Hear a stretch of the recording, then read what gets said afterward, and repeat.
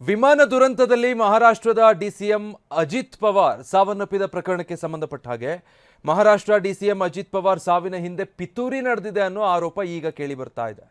ಎನ್ಸಿಪಿಯ ಮುಖಂಡ ರೋಹಿತ್ ಪವಾರ್ ಈ ರೀತಿ ಗಂಭೀರ ಆರೋಪ ಮಾಡಿದ್ದಾರೆ. ಎನ್ಸಿಪಿ ನಾಯಕ ಶರದ್ ಪವಾರ್ ಸಂಬಂಧಿಯಾಗಿದ್ದಾರೆ ರೋಹಿತ್ ಅವರು.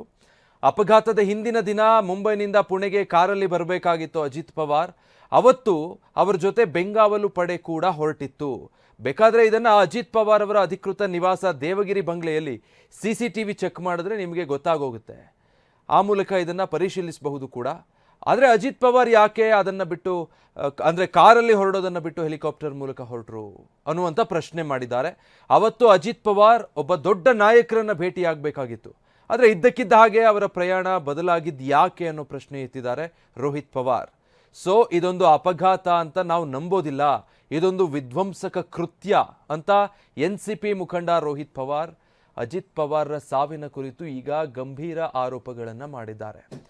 ಈ ಘಟನೆ ನಡೆದ ಸಂದರ್ಭದಲ್ಲೂ ಕೂಡ ರಾಜಕೀಯವಾಗಿ ಆ ರೀತಿಯಾದಂಥ ಹೇಳಿಕೆಗಳು ಬಂದಿತ್ತು. ಈಗ ಮತ್ತೆ ಅದು ಚರ್ಚೆ ಆಗ್ತಾ ಇದೆ.